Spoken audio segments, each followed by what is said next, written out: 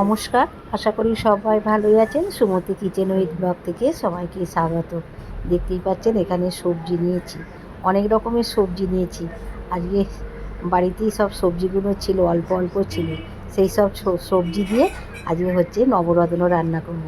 সেইটাই আপনাদের সঙ্গে শেয়ার করছি। আপনারা প্রথম থেকে শেষ পর্যন্ত দেখবেন, আর ভালো লাগলে অবশ্যই চ্যানেলটিকে সাবস্ক্রাইব করবেন, লাইক করবেন, শেয়ার করবেন, আর কমেন্ট করে জানাবেন আজকের নবরত্ন কেমন হয়েছে।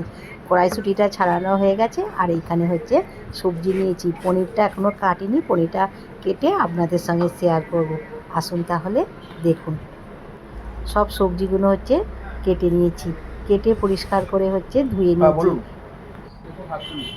বরবটি কেটেছি, এখানে হচ্ছে গাজরগুলোকে একটু সরু করে কেটেছি, আর পনির কেটে নিয়েছি। পনিরগুলো আপনারা ছোট বড় পিস করে নেবেন। ক্যাপসিকামগুলো চৌকো করে কেটেছি, আর কড়াইশুঁটিটা ছাড়িয়ে নিয়েছি। টমেটোমের দানাগুলো হচ্ছে কেটে, টমেটোটা কেটে আর দানাগুলো ফেলে দিয়েছি। আর এখানে হচ্ছে বিনস কেটেছি, আর এটা পটল। সমস্ত সবজিগুলোকে কেটে নিয়েছি, একটু লম্বা লম্বা করে কেটে নিয়েছি। আর ফুলকপিটাকে দেখতেই পাচ্ছেন একটু মাঝারি সাইজের কেটেছি।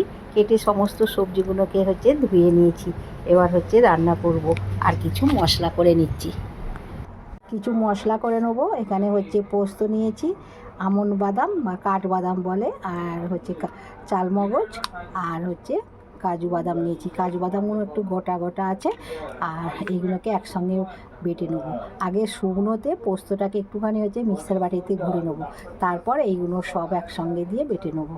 নিয়েছি গোটা জিরে, ধনে, আর হচ্ছে কাঁচা লঙ্কা, আদা, এইগুলোকে একসঙ্গে বাটবো।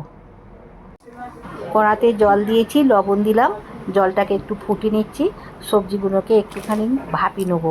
প্রথমে গাজরগুলো দিলাম, গাজরগুলো তো একটু মোটা করে কাটা আছে, সেই জন্য একটু গাজরটাকে আগে ভাপিয়ে নিয়েছি। তারপর ফুলকপিটাকে দিচ্ছি। খুব বেশি কিন্তু সেদ্ধ করব না, হালকা একটু সবজিগুলোকে দিয়ে ভাপিয়ে নিচ্ছি। ফুলকপিটা দিলাম, দিয়ে একটুখানি ভাপিয়ে নিয়েছি। এবার সমস্ত সবজিগুলোই দিয়ে দেবো। ক্যাপসিকামটা দেবো না, ক্যাপসিকামটা পরে দেবো। সব সবজিগুলো দিয়ে দিলাম, দিয়ে একটুখানি হচ্ছে ঢাকা দিয়ে ভাপিয়ে নেবো। খুব বেশি কিন্তু সেদ্ধ করব না, তাহলে ভালো লাগবে না। এই দেখুন কি সুন্দর কালারটা আছে। এবার ঠান্ডা জলের মধ্যে সবজিগুলোকে হচ্ছে দিয়ে দেবো। আপনারা বরফ দিয়েও, জলের মধ্যে বরফ দিয়ে আর সবজিগুলো দিতে পারেন, কালারটা তাহলে সুন্দর থাকবে। আর ছেঁকে এই যে ঠান্ডা জলের মধ্যে দিয়েছি। এখানে হচ্ছে তেল দিয়েছি কড়াতে, সাদা তেলেই কিন্তু করবো রান্নাটা। প্রথমে পনিরগুলোকে ভেজে নিচ্ছি, হালকা করে একটুখানি ভেজে নেবো। আর পনিরগুলো আপনারা ছোট বড় আপনাদের পছন্দ মতন পিস করে নেবে। পনিরটা একটু হালকা করে ভেজে নিলাম। এবার পনিরটাকে তুলে নিচ্ছি। পনির ভেজে তুলে নিয়েছি। ওই সাদা তেলের মধ্যে 1 চামচ ঘি দিলাম। এবার কিছু ফোড়ন দেবো। এখানে নিয়েছি জয়িত্রী নিয়েছি, আর ছোটো এলাচ, দালচিনি, লবঙ্গ নিয়েছি। ফোড়নটা হয়ে গেছে। আর টমেটো বেটে রেখেছিলাম, প্রথমে টমেটো বাটাটা দিচ্ছি।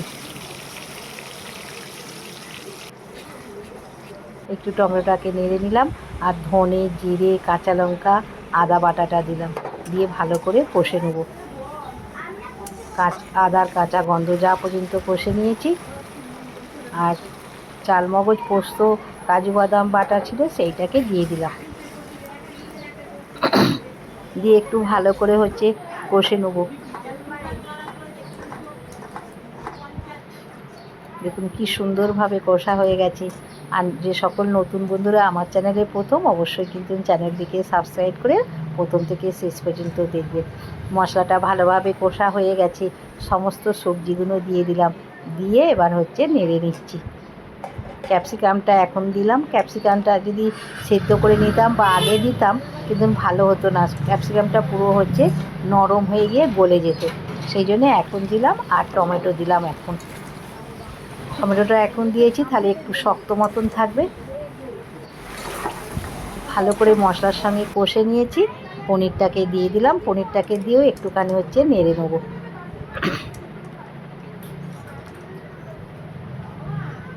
আপনারা আরও সবজি দিতে পারেন, যেহেতু নবরত্ন রকমই সবজি দেয়, আর আমি রকমই দিয়েছি। এবার জল ঢেলে দুধ দিচ্ছি, আপনারা জলও দিতে পারেন। আমি দুধ দিলাম আর অল্প একটু জল দেবো, অল্প একটু জল দিলাম।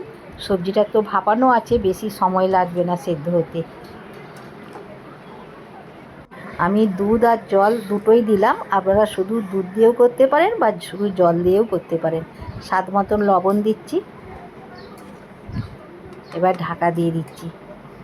ঢাকা দিয়েছিলাম, ঢাকাটা খুললাম, আর একটুখানি 1 চামচ চিনি দিচ্ছি। চিনি দিলে তরকারিটার টেস্টটা আরও ভালো হয়।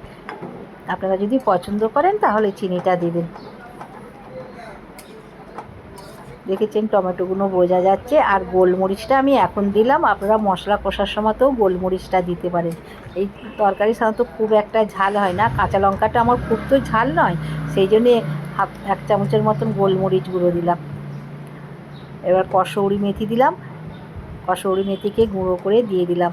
আর এই রকমই একটু ঝোল ঝোল লাগাবো, এটা রুটি পরোটার সাথে খেতে কিন্তু খুবই ভালো লাগবে।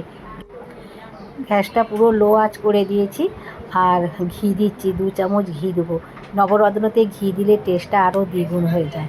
একটুখানি ঘি দিয়ে আর ঢাকা নামিয়ে ঢাকা দিয়ে রেখে দেবো। আমি এই রকমই ঝোল ঝোল নামালাম, আপনারা মাখা মাখাও করতে পারেন। আমাদের যেহেতু রুটি দিয়ে খাওয়া হবে সেই জন্য একটুখানি ঝোল ঝোল করেছি। এই যে এখানে নামিয়ে নিয়েছি, ঢাকা দিয়ে রেখে দেবো। ঠান্ডা হয়ে গেলে অনেকটাই ঝোল কমে যাবে। আপনারা আপনাদের পছন্দ মতন তরকারিটা নামাতে পারেন। দেখুন ঢাকা দিয়ে রেখেছিলাম, অনেকটাই ঝোল কমে গেছে। এই রকমই গ্রেভিটা হবে, দেখতে কিন্তু খুব সুন্দর হয়েছে। এবার এখানে সার্ভ করে দিচ্ছি। আশা করি নতুন পুরাতন বন্ধুরা প্রথম থেকে শেষ পর্যন্ত দেখলেন। আবার কোনো একটা নতুন রেসিপি নিয়ে দেখা হবে। ততক্ষণে ভালো থাকবেন, সুস্থ থাকবেন। নমস্কার।